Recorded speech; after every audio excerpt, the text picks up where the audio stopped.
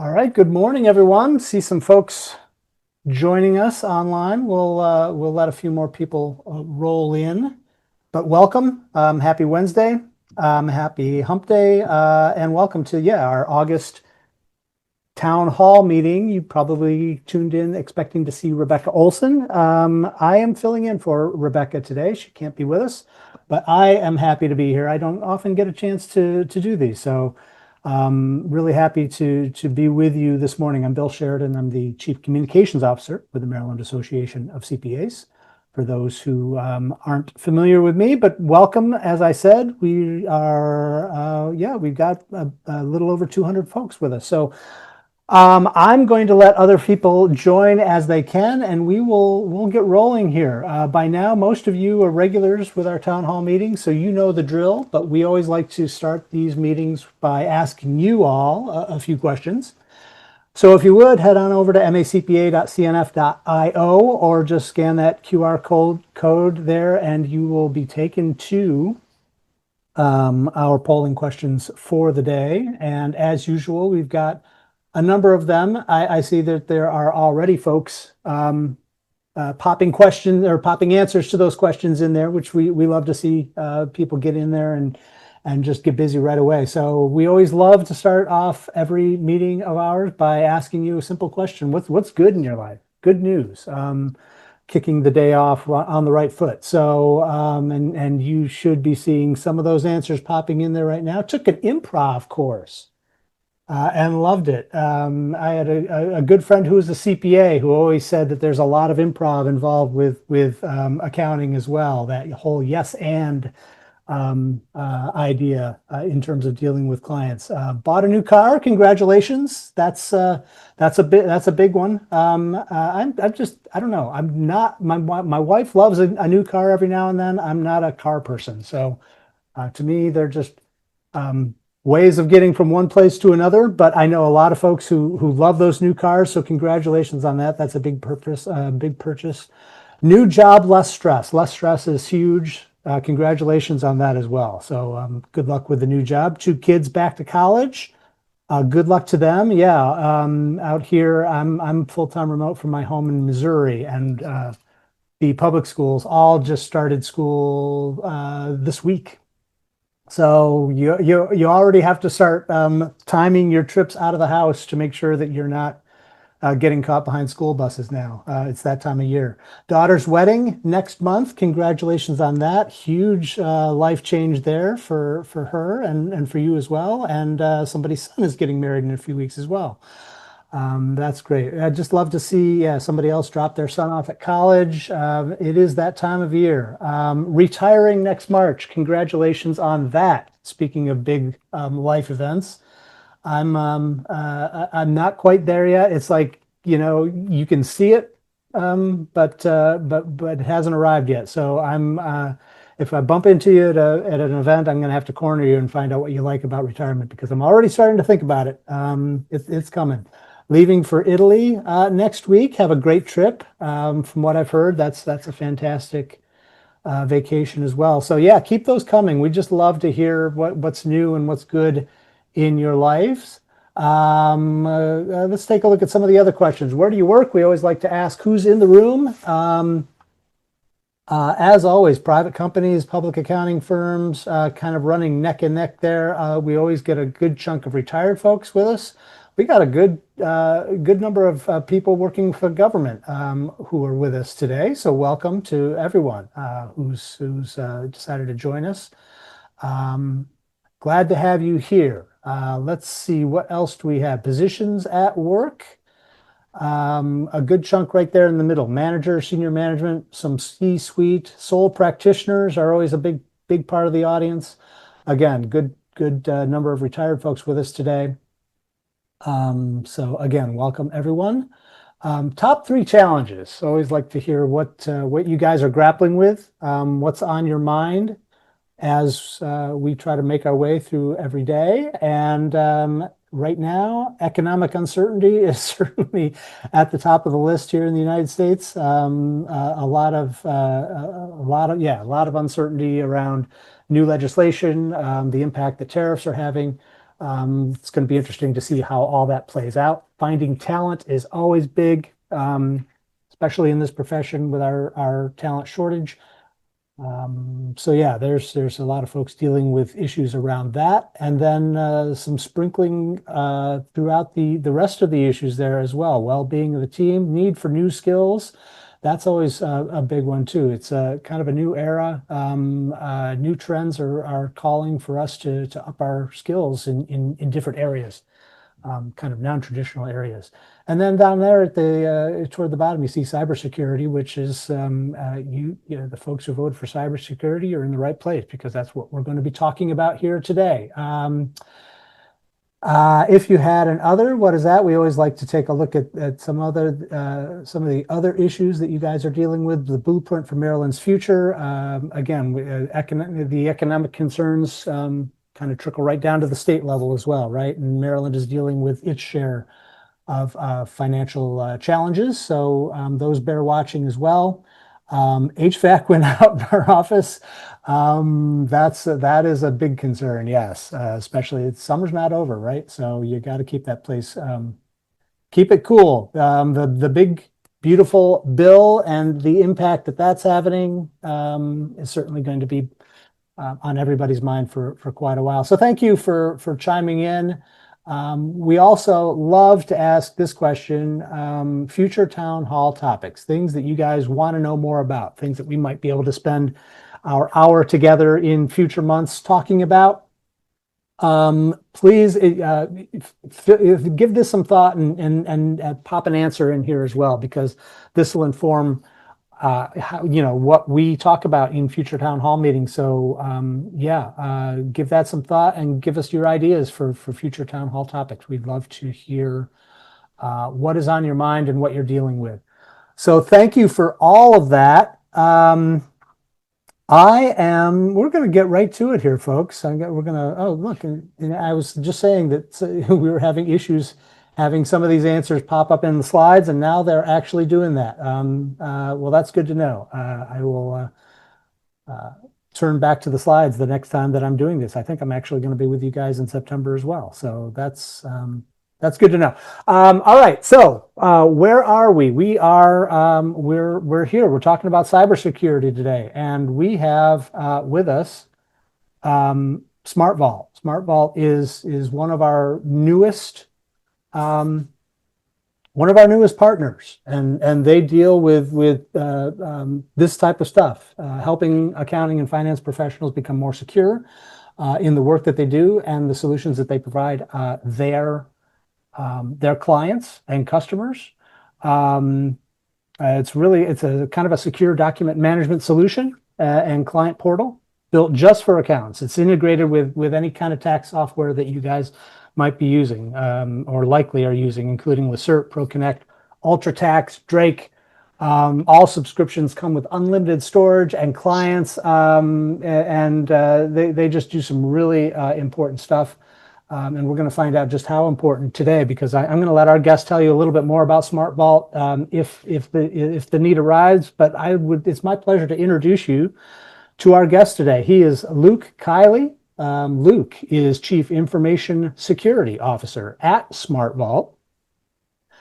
He's held several key senior roles overseeing information security, cybersecurity, data compliance for businesses worldwide, has also held law enforcement positions.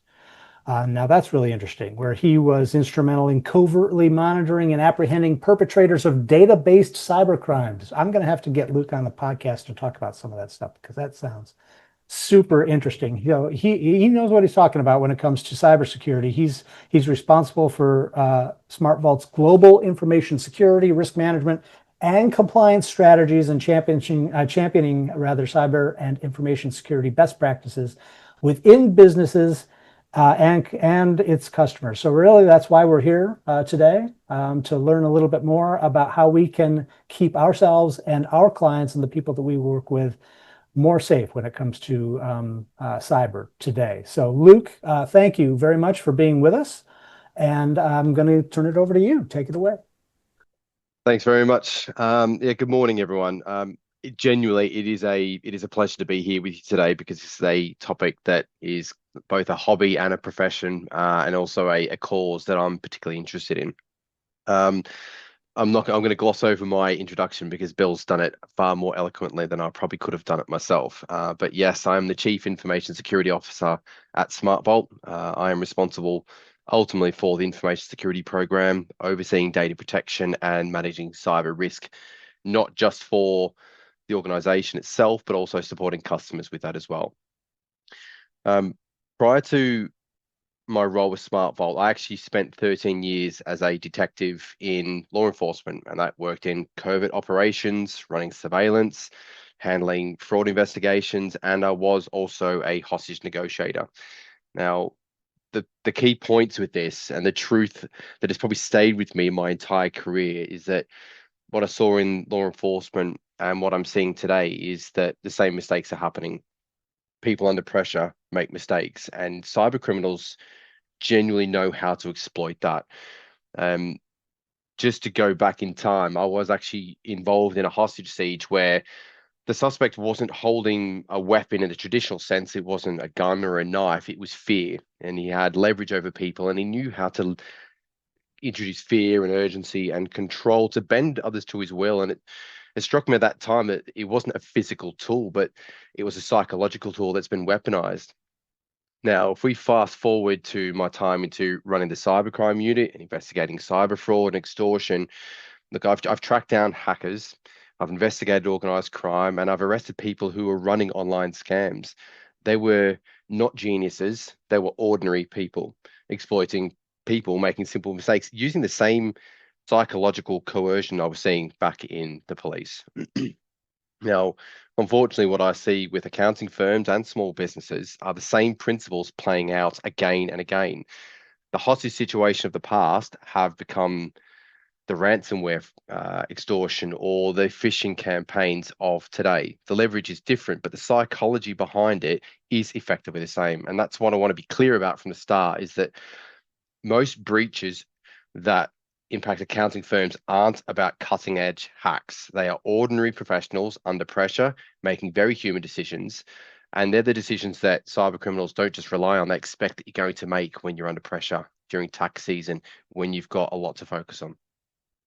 So, with that in mind, I will jump straight into some of the commonly asked questions that I see come up time and time again, and some that have actually come up as part of the poll that we did with MACPA. Um, so if we just want to move forward, if that's okay, Bill. So one of the most common cybersecurity threats facing accountants and finance professionals today. I had something in mind, but it's actually during the preamble when I was discussing with Bill. My I gravitated towards phishing initially. The first point I want to make is, and I've said it before, most of the attacks that you're seeing today are not Hollywood level hacks. They are not carried out by cyber criminal masterminds using cutting edge exploits that nobody's ever seen before. The reality is that they're much more mundane, much more boring, and arguably more dangerous because of the complacency that comes with it. And that's because most breaches happen when somebody clicked the wrong thing, trusted the wrong person, or because the firm organization simply didn't have the most basic security controls in place. Uh, there are so many vendors in the accounting space supporting accountants that lean heavily on hype, fear, uncertainty, and doubt. And they push firms into making technology decisions that aren't the best for the firm. So when I look at the biggest threat right now, I would say phishing is overwhelmingly the majority of attacks. And I think back in Q1 this year, I saw a report that showed that 19 out of 20 successful cyber attacks originated with phishing. It's effectively the gateway to business email compromise, and business email compromise is the number one threat globally, not just in the accounting and finance sector, but globally. And yet, time and time again, I keep hearing professionals of every industry dismiss phishing as a rudimentary threat. They think it is nothing more than badly spelled emails or dodgy links, but that misses the entire point.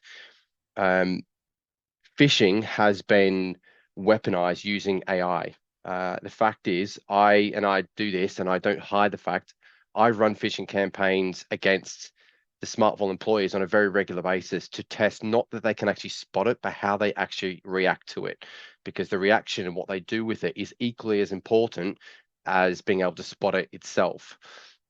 Now, if we look at the threats from phishing alone, they carry payloads such as malware embedded in hyperlinks that redirect you onto a website to grab your credentials or to download something onto your machine.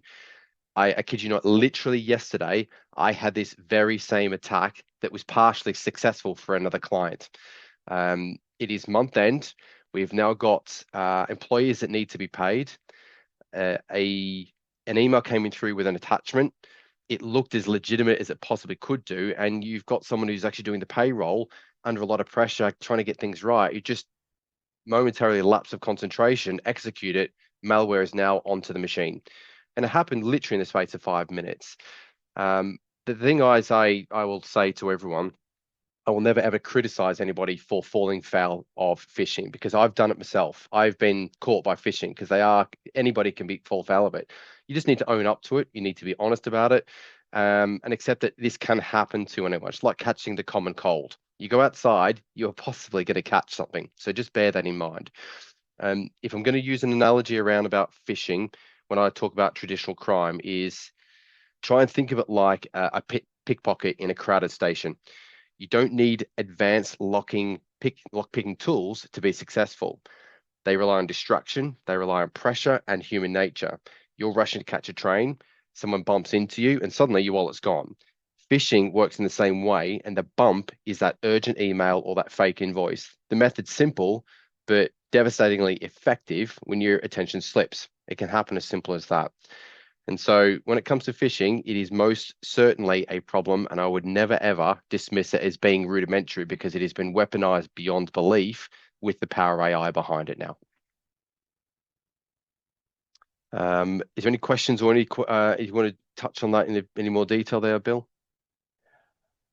Let me just double check. No questions have come in. And I just want to remind folks who are listening in, if you do have questions, Luke is going to take questions as they come in. So feel free to pop them into Conferences.io. There's a Q&A feature in there. So any questions you have, go ahead and enter them there, and we will take them as they come in. So yeah, other than that, Luke, on to you. Yeah, sure thing. Look, there's going to be a couple of key messages I want to say here. Is that I don't want anyone to treat cybercrime as new, because I don't think it's new. I think it's effectively old crime with new tools. Fraud, extortion, forgery, insider theft, they've existed for centuries. What's changed is the scale, the speed, and the delivery method. So for accountants, you've had to deal with that for decades and centuries. It's just been weaponized through technology, and the psychology behind phishing, is becoming increasingly effective. So I'll leave it on that point there. Yeah, and actually, as we were talking, a question did just pop in, and I knew this was going to come up, but they were wondering how AI is impacting these types of phishing attacks. Any thoughts or things that you've seen in that area? Yeah, so I think we need to differentiate what is AI and what is automation. They can be different things. From an AI perspective, if you look at back 20 years ago, it'd be very easy to spot a phishing email because of the different fonts or the spelling or the nature of the content. You don't need to worry about that now. Anybody from any country can log in, use ChatGPT, ask it very, very clear, saying, I want to craft a phishing campaign. I want it to be about this particular topic. This is the audience. This is the message. This is the sense of tone and urgency I want into it. In a matter of seconds, you've got a phishing campaign that is prepared, and through automation, you can use AI, or you can use pre-built platforms. You've got marketing solutions. You can push that out to tens of thousands of organizations in a day. So AI has sped it up, but it's also improved the ability and the effectiveness of it, because it's so much more convincing. You can add tone differences and replicate someone. You can even get it to say, go and research somebody's social media profile or website or a particular person, work out how they speak, work out what's happening, and actually introduce that into the body of the content. It becomes really, really quite contextually effective.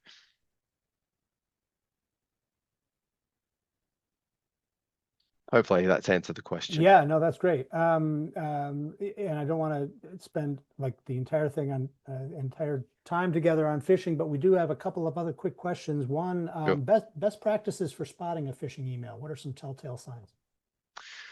Um, yeah, look, okay, there's a couple of things with this, and there are some dependencies on some of the technologies that you're using. Part because if you're not using, I would say, endpoint detection and response or anti-malware on your device, and you haven't got some level of email security that's going to stop these from coming through, it actually it puts more pressure on you to actually identify that yourself.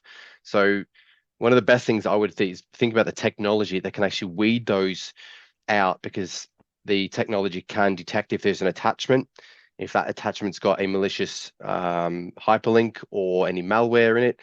Those things you're not going to be able to see. More often than not, it will try to replicate either somebody within the organization with a degree of seniority, or it will replicate a client, or it will typically, doing what you do, it'll be a finance related question. You've got to look at the context of what is it you're actually being asked to do with that email. Are you actually being asked to respond? Are you actually being asked to execute a specific action, whether it's the CEO of a company? Would that person be asking you that very thing in that way? Would a CEO be emailing you to say, I need to transfer X amount of dollars or pounds or whatever currency is by that method? Contextually, think about how it is you're being asked to do a certain thing. I think that is the thing. Like I say this time and time again, accountants are, in my opinion, one of the best placed people to be pseudo cybersecurity experts, because they're analytical, they're risk based, they look at things with a different lens. If something doesn't feel right, invariably it is not right. So don't automatically look for the dodgy links or the misspellings or the font, because using AI, that's now effectively eliminated. You need to look at how it is you're being asked, what you're being asked for, and saying, does that feel right? And if you're not sure, don't react, go directly to the source. Don't respond to an email, give them a call, get them onto Teams or Slack or Zoom or whatever. Go directly to the source to validate the actual inquiry. Great, great advice. One last question on phishing, and it's kind of flipping that AI question on its head. Can AI be used as a counter tool to phishing? Can we actually use it to fight phishing attacks? Yes and no. So AI is typically embedded in a lot of the technologies now. So it's doing that automated investigation for you. So yes, AI can be leveraged inside a platform. If I send an email to you now, anybody on here, and I draft it using AI, and then you put that into AI saying, is this real or not? It probably won't be able to work it out. It'll probably say, yeah, it's consistent with the use of AI because it's done A, B, and C, but it's consistent with. It'll never give you a definitive example. So you can definitely use it as a tool, as as a way of determining is this right or wrong. But I wouldn't rely on using a Gen AI platform to give you a definitive answer if something is bad or not. If you're okay with that, we can probably move on to the second one, if that's okay. Cool. So when we talk about what steps should accounting firms and finance teams take to protect sensitive client or customer data, again, I want to follow up the same point I made earlier, in that cybercrime not being new. Yes, there are sophisticated crimes being carried out every day, and we read about them in the headlines. But the reality is the majority of incidents that affect accountants and small businesses, the measures that we saw 20 years ago are still exactly the same as they are today. They are still as relevant today. Yes, cyber criminals have got better at doing certain things, but they haven't reinvented psychology of fraud. They have just scaled it up with technology. And so for me, it comes down to, really, with phishing, two sort of entry points. And that is around about the human error piece is probably the biggest one for me. I would say your security needs to look at it like a bit of like a Venn diagram. You've got people, process, and technology. If one of those aspects is missing, one of those concentric rings is missing, it creates a gap that's exploitable. So you've got to look at the people and then surround them with the right processes and technology to support them. People are your most valuable asset, arguably. Depends on how you view your people, really, but I look at people as the most important thing in your firm. But that being said, there are some things which come out of the FTC safeguards rule. The first step is around access control. Not everyone in your firm needs access to every client file. Now, in law enforcement, not every police officer or detective had keys to every evidence locker. We had very strict processes about who could do what, access it when. And why do we do this? And that's because access itself creates a risk. Now, you can apply the exact same principle in your practice. Limit access on a need-to-know basis and just review those permissions on a very regular cadence is what I would say. The second thing is just simply use and enforce multi-factor authentication wherever you possibly can. It's not foolproof, it is beatable, but it significantly reduces the risk of compromise. I would say that without MFA, it's a stolen password is like a skeleton key that can unlock everything within your firm if you haven't done it right. So I wouldn't say MFA is a nice to have. I would say is an outright requirement. So MFA is another one. I'll say this as basically and as plainly as I can when it comes to encryption, because I'm not entirely sure the technical understanding with the audience, but the fact is, if you're using a cloud-hosted platform or some sort of cloud-based platform, encryption invariably is going to become a part of the service. You've got it. I can't honestly tell you the number of occasions I've dealt with a breach where an on-premise service or a USB drive or a NAS drive, whatever it is, just wasn't encrypted. Once that data leaves your business, you've got some problems in essence, and not just from the loss of customer data. Most people think the biggest problem comes during the data breach. It doesn't. It happens when you have the legal claims on the back of it because you've lost someone's data. The civil claims that come typically cause more pain than the actual breach itself. So encryption, if you are going to use a cloud-based platform, AES 256, Advanced Encryption Standard 256 is a minimum standard. If anybody is asking you or they're telling you they're using anything different, you need to be asking questions why. And if you're not sure, ask me the question and I'll ask them on your behalf quite happily to make sure that they're actually doing the right thing for you. Look, SmartVault is an obvious one. Document management systems are a really helpful tool because they're cloud-based, they leverage AWS, you've got access controls, data resilience, and backups all built into it. So I favor cloud-based platforms quite significantly. The final point, and I say this a lot, you need to be absolutely ruthless about your vendor due diligence. More and more accounting work is being done through cloud accounting, cloud tax, cloud payroll platforms. And you're effectively putting clients' data in somebody else's hand, and then that is on you. That is your accountability and your responsibility. Just because it's in the cloud, it still sits with you.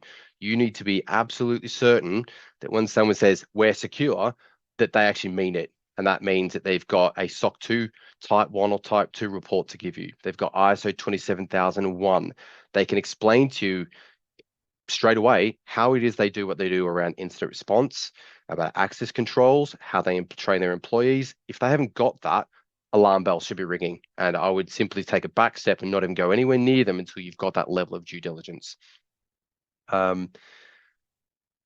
One thing I would say is a very start, use the FTC safeguards rule as a starting point. That's what it's designed to do. It's designed to assess your information security at a base level. Use that as a starting point to work out what it is you have, what it is you need, and what is relevant for your firm. So I'm a massive fan of the safeguards rule, and I think there's a lot of value by using that as a baseline standard. I'm not sure if there's any questions that have come out of that at all, Bill. A couple. There's two that I'm going to kind of loop into one because it's talking about tools, and I think specifically tools that SmartVault offers. Does SmartVault have cyber protections, or what kind of cyber protection tools do you offer your customers that might differentiate you from some of the other players out there? Sure. Okay. So it's a good question, and I'll try and make it as quick as I can. So we leverage AWS as our cloud hosting platform. So within that, it is built-in redundancy. So if we take your data into one place, it's automatically backed up into a different region.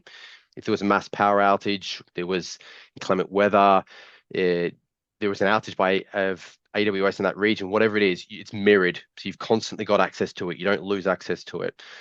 Encryption, access controls, denial of service protection, anti-malware protection. It's got a significant amount. For the size of organization it is, it packs some punch. And I say that from someone who's worked with, I've worked with Uber, significantly large organization. They are comparative to an enterprise. Internally, we have endpoint protection across all the devices. We've got 2 layers of that. Regardless of where you are, if you were sitting in the middle of a nation state, I'm not going to pick a country, but if you were to pick a nation state and you were to be sitting in their headquarters, they wouldn't be able to intercept that unless they were on the device. Our traffic is encrypted from the point they connect to the internet. They're automatically in a VPN tunnel with data loss prevention, with anti-malware, with denial of service protection, and that's just on our end user devices. So we try and leverage as much security technology as possible. So there's sort of 2 angles: one, the platform, but also how do we actually protect our users building the platform as well. Great too. There is one other question here, but it's really kind of a great wrap-up question, I think. So I'm going to save that for later. Okay. So continue on.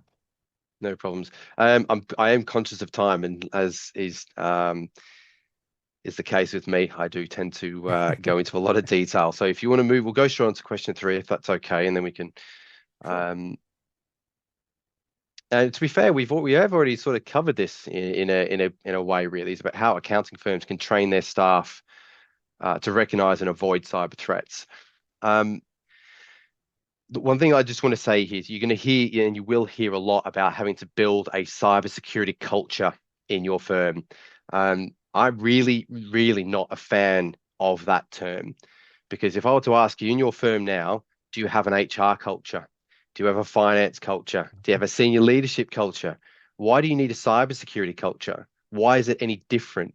I think you need to reframe that. You need a cyber aware workforce, is what I would say. And that really starts with your people, training your people to understand, not just to be able to detect the threats, but to be able to react to them. As I said earlier, when I train and I test our staff at SmartVault, it's not just about the ability to detect a phishing scam or if they think they've got malware, it's their ability to react to it. They know who to call, who to ask, how to react, what kind of actions they need to take. And all of that really forms part of your incident response plan, which if you're a tax preparer, you will be subject to the FTC safeguards rule. An incident response plan is absolutely an obligation, a legal requirement as part of your adherence to the FTC safeguards rule and IRS 4557. But for me, your training needs to be real, it needs to be relevant, and it needs to be continuous. And that is whether you give them a monthly town hall such as this and this is the kind of cyber threats we've been seeing. This is how AI is being used to create very convincing emails at pace and at scale.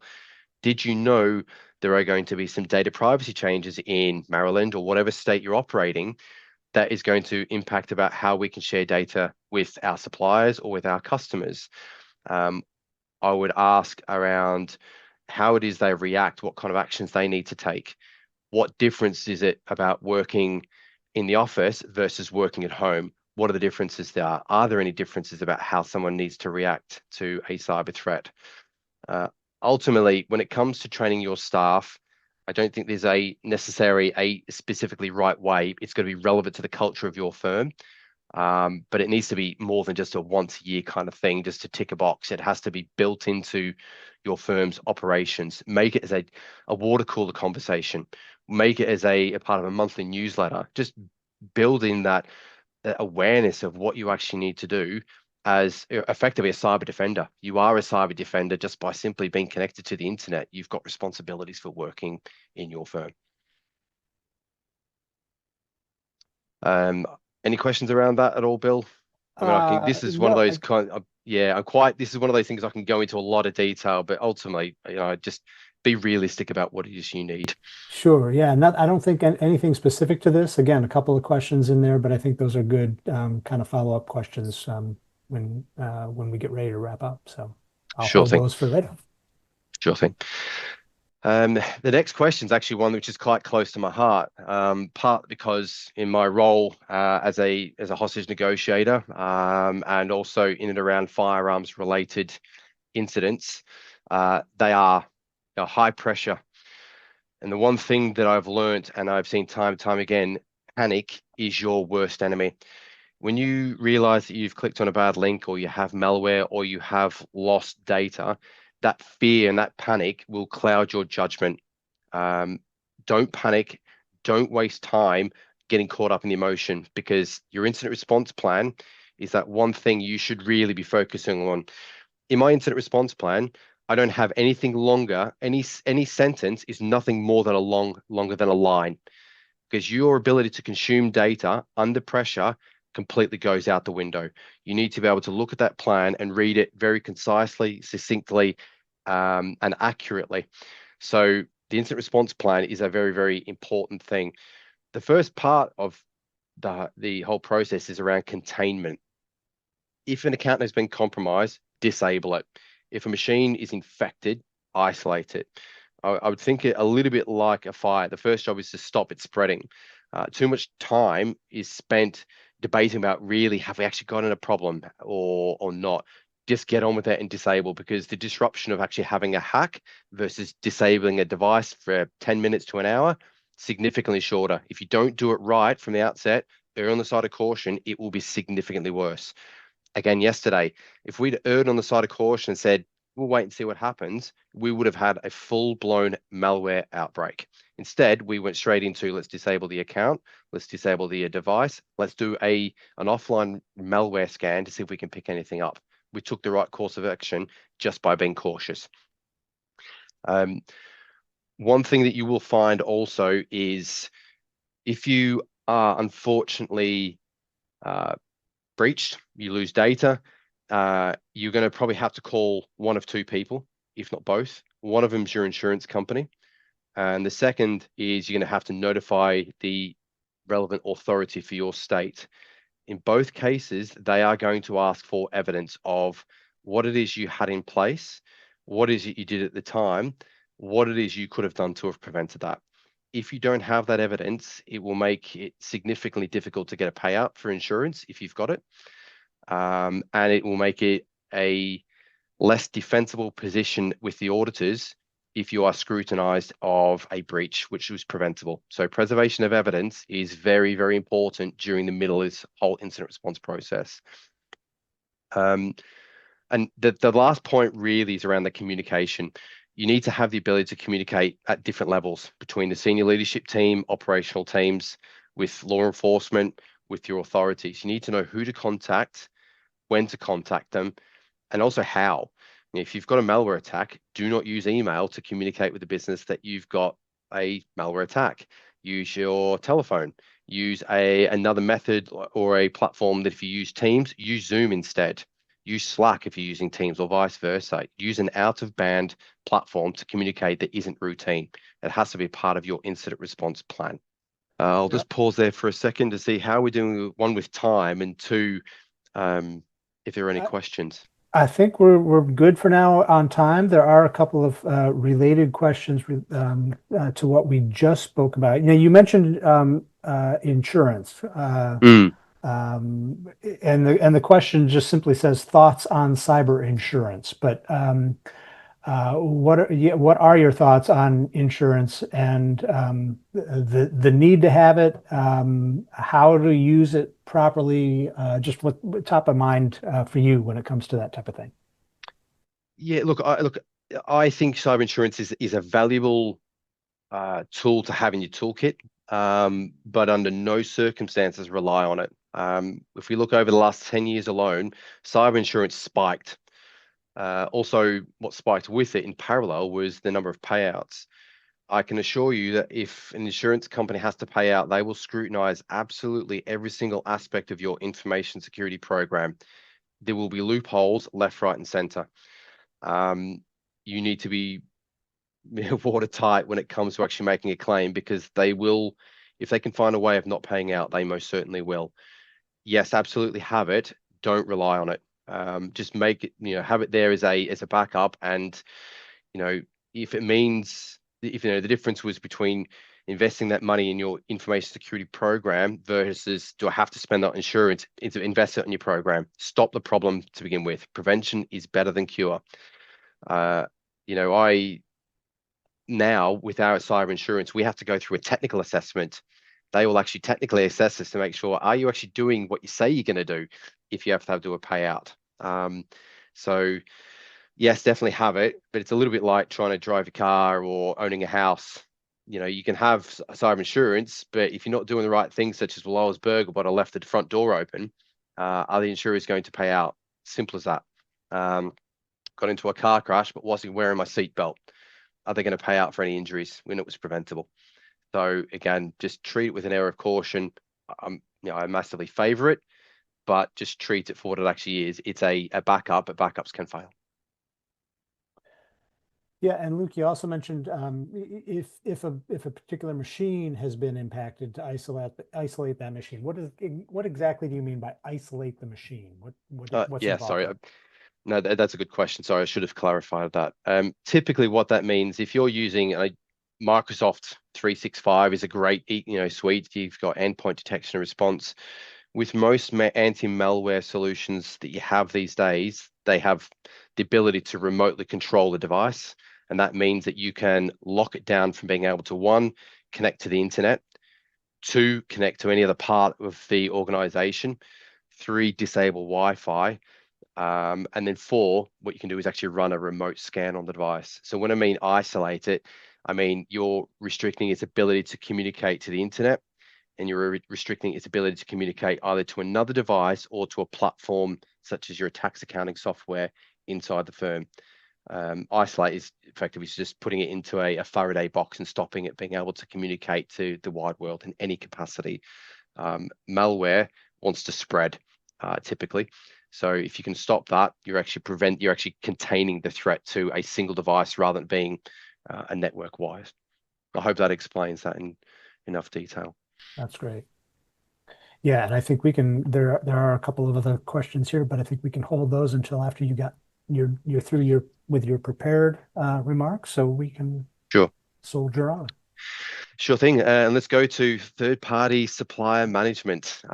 This is a really, really tricky one, I feel, for small firms, because for most accounting firms, the biggest blind spot you've got is trusting software vendors without asking the right questions up front. Now, if you're using cloud accounting or payroll or tax software, your client's data is sitting in somebody else's environment on somebody else's servers. And the reality is that if that vendor gets it wrong, it's not them, it's you that gets in the papers. It's your problem. And so when it comes to independent checks, there are some really, really quite basic ones I would go through as a minimum, and you need to make it as easy as possible for you to make an assessment. Number one is the independent checks, such as SOC 2. I think SOC 2 is a fantastic way of assessing if a firm has the right level of security, not inside their own organization, but also in the products that they're delivering to you. ISO 27001 is also, I think that is effectively the global information security standard. SOC 2, NIST, everything's based around that. So 27001. If they say that they're SOC 2 compliant on the website, but they don't give you the opportunity to download a report, or at least give you a summary of what the findings were, that's not enough for me. If they say they're SOC 2 compliant, they need to be able to back that up with the report straight away. If they don't, that for me is a huge red flag. The second one is around data encryption. Simply put, AES 256 as a minimum for storing data in the cloud. You've got other variations. You'll see things like TLS, 1.1, 1.2, 1.3, 1.2 and 1.3 as a minimum. But they need to talk about encryption in enough detail, but AES 256 would be the de facto standard for cloud-based platforms. The ones that I'm particularly interested in is their breach notification. Is that if your vendor has a data breach, what are they going to do for you? If they suffer a data breach, how quickly are they going to tell you, and how are they going to support you? They need to have very clear process and clear timeframes on how you're going to be supported, because if your customer's data has been affected by their breach, you need to understand what they're going to do to support you. Um, so the whole we take security seriously, you need to understand what that really means when it comes to a breach notification. The other aspects around is around staff access. Well, what does that supplier's staff, do they have access to your customers' data? As an example, SmartVault has literally no visibility whatsoever of your client's data. We have to come through the same entry route would be you have to log in through your credentials. We have no ability to actually see your client's data. But also around contract, around data deletion, data retention, and so on. It's a minefield with vendor management, which is the reason why it has actually been included in the FTC safeguards rule. It does talk about supplier management quite importantly, and it also appeared in the Biden administration's White House cybersecurity strategy around supplier management being a mandatory requirement for cloud-based platforms. So those are the top 5. I could quite easily turn that into 50 really, but I am conscious of time. No, and we actually have a few follow-ups as well, but that's all fantastic advice. Certainly well appreciated. As while we're talking about vendors here, a quick question came in, or a couple of questions here. First of all, are there any laws that require a vendor to notify you of a known breach within a certain time frame? Yes, it depends on geographically where you're based, whether that is in the US or if you've got customers abroad. Typically, it's within 24 to 72 hours that they should be notifying you. Ultimately, it's when we talk about, I use GDPR because it helps frame responsibilities with data management. You've got a data controller, which is you as an accounting firm. You're defining what data is going to be used, how it's collected, and where it's going to be stored. As an example, like SmartVault, we're a data processor. We have to do what you tell us to do. So it really depends on who's actually defining what the data is being used for. If a data breach happened for a cloud platform, they need to be notifying you within 24 hours, not necessarily legally, because that puts you under some pressure about your obligations to report something to, whether it be the California Consumer Privacy Act, whether it be the FTC or the SEC or the IRS, it depends. Then on a ticking time clock. At the point you're then notified about that data breach, your clock starts ticking about when you have to notify both your clients, but also the regulatory authority on that you've had a breach of some description. Now, the FTC safeguards rule, it's got a limit, it's got a threshold at what point you actually need to notify someone, which is 500 records. So if you've got 499, you're safe. Personally, I think that's really quite bad. You shouldn't be limiting a notification of a data breach by saying we've got 499, we're okay. It should be, if you've got a single customer, you need to be telling them. I think it's unfair to say that if you've got less than 500, then it's okay. Can you sue a third-party vendor if there is a breach? Yeah, that's an interesting one, actually. I think you can. I think there are, and I think that's something that you should certainly consider, because when you're doing that due diligence process, if you're signing a vendor up on the basis that they say that they're SOC 2 compliant, they say that they're using AES 256, they say that your backups are safe, and they've got all this wonderful security, and then you're breached and you find out that their security didn't meet your expectations and it's in the contract, 100%. I would be thinking civil litigation on that basis, because they've not lived up to their end of the bargain. You're seeing more and more firms actually take legal action against a vendor that's had a breach now. But you've also look at it from your perspective, as if you were to have a breach as a firm, your clients can then sue you. So it's exactly the same as it, if your firm's in using a third-party provider, it is literally a supply chain issue. The data subject or your clients could sue you, and you can then in turn sue the platform for that. So yes, it is a possibility, and we're seeing a significant uptick in the number of legal claims for cloud providers and breaches. We have a couple of questions here going back to uh, kind of training and preparing and educating employees around some of this stuff. First of all, staff can work, of course, these days remotely from anywhere. What do they need to be aware of in terms of utilizing public Wi-Fi or, secured hotel connection, or if they're working at the airport or, things like that? What comes to mind there? Yeah, look, definitely have those things in mind. Look, one of the tactics I used when I was in law enforcement, when I had a particular investigation that would require me to intercept data, I would replicate Wi-Fi routers or routers or hotspots. I would do that so I could actually intercept the traffic to see what that cyber criminal was doing. This is all legally approved, by the way. What hackers do is they do exactly the same thing. It is really easy to, when you're in a hotel lobby, or you're in the airport or in a public area, it is really easy to join a Wi-Fi that looks seemingly legitimate. I'd be very, very careful about doing that. For the most part, if you are working remotely, if you've got a VPN solution, literally turn that thing on at the point you are connecting to the internet so that you know that your traffic is going to be tunneled from your device through to your office or to the cloud environment. Is it in an encrypted tunnel? If you don't use a VPN, just really do take some caution and think very carefully about what it is you're actually doing. You can use public Wi-Fi absolutely fine. If it's a case of browsing the internet or you're sending an email that is not particularly sensitive, you're not necessarily going to be at risk. But if you're going to be transferring funds, you're going to be logging into an environment that has sensitive data.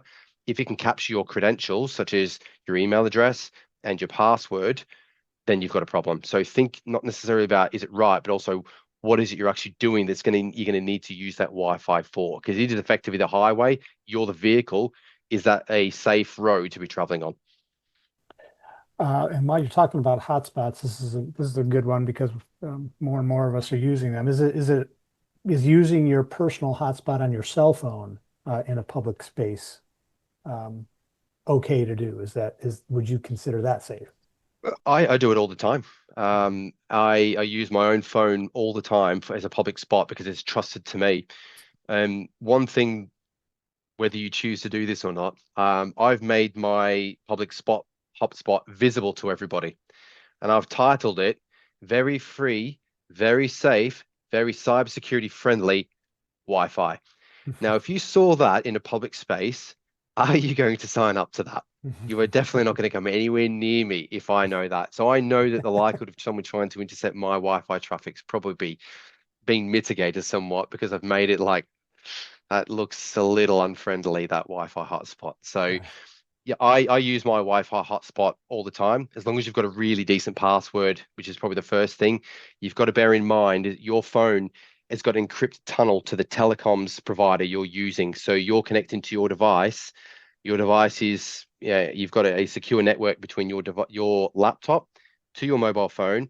And your mobile phone is then got an encrypted network, which is using 4G or 5G, which is now using encryption. So yes, it is safe to use. Just also be mindful about how it's being used and what you're actually doing on it. Couple other quick questions here about educating staff. How do you build that regular conversation with them without sounding punitive or calling out a team that might have gotten caught by a phishing test? How do you have those conversations?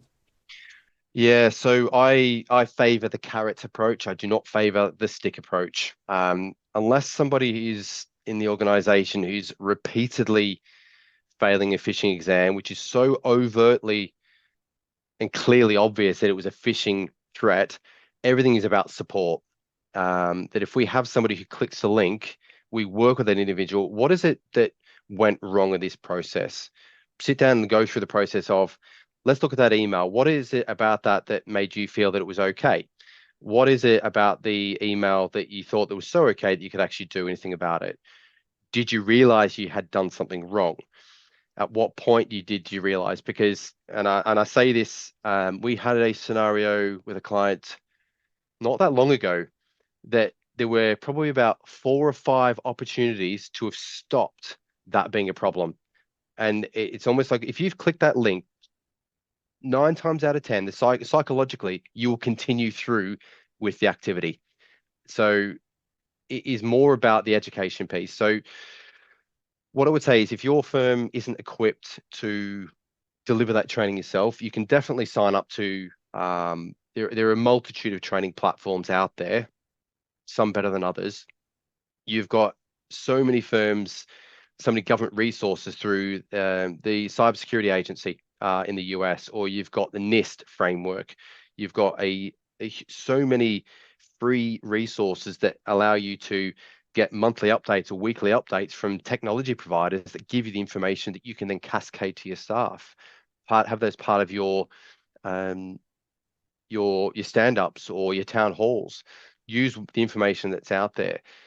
And I say this in general terms, try to use industry bodies. If you're using a vendor to get your cybersecurity, just bear in mind that vendor will possibly have an agenda, and that is selling fear, uncertainty, or doubt. They're going to try and push subliminally their product in some way. So just bear that in mind. And I'm saying here as an independent, I'm representing SmartVault, and we do security. But the fact is, yes, you can use our information, but I would rely on industry bodies to get independent, validated, curated information. There is, I can give you a number of firms that actually give you cybersecurity training, either virtually or in site, and teach you how to run a security program and what you actually need to know it depends on what your role is. But for me, to be fair, if it's helpful, Bill, what I can do after this, I can give you a list of all the things that I follow and all the links that I use, because I get bombarded with information to the point where I get fatigued with. I'm very, very specific about who I listen to and what I listen to them about. That's actually great, and I'll reach out to you after this is over, Luke, because we send out a follow-up email to folks who are on this call, and I'd love to include any links that you might think are valuable. We'll do Sure that. thing. And we are getting close on time, but I did want to ask you this one. Somebody asked this earlier, and I think it's a great question. What keeps you up at night, Luke, when you think about this stuff? That's a really good question. Look, at the end of the day, I'm a realist when it comes to cybersecurity. I wouldn't say there is a specific thing that actually keeps me up at night. I would say my biggest concern is, what is it I haven't thought of? What is it I've missed? What isn't I am not aware of? I see cybersecurity as not just a technology problem. I see it as it's a business problem. And so if I'm helping to educate the business and they're making the right decisions based on the information I'm giving, I'm happy with that. Technology is not just a cybersecurity issue. It's a very much a business issue. What keeps me up at night, cybersecurity is also my hobby. So I'm constantly researching things at like 1, 2, 3 o'clock in the morning because I enjoy it. I like knowing what's going on out there. I like seeing the psychology. I like seeing the nuances with legislation and how it's going to affect people. It keeps me up at night because I'm actually genuinely interested in it and I'm genuinely passionate about it. I haven't got any specific concerns that keep me up at night, which is either a good thing or a bad thing, depending on how you look at that. Yeah, give it 24 hours and Yeah. there may be something else. But boy, this has been a wealth of information. Thank you so much for your time, Luke. If you've got any other questions or are interested in what SmartVault can do for you, here's a wrap-up slide. There's a QR code there where you can head on over to get all the latest news, resources, information that SmartVault might be able to offer you. And with that, we're right at time. Luke Kiley, thank you so much for being here. Thank you. Thank you so much to SmartVault for their partnership and for sponsoring today's town hall events. And lastly, thanks to all of you for being here as well and having this important conversation with us. With that, we're going to wrap things up. Thanks again, everyone. Have a wonderful Wednesday, I guess this is, and rest of your week. And we'll catch up with you again very soon. Take care.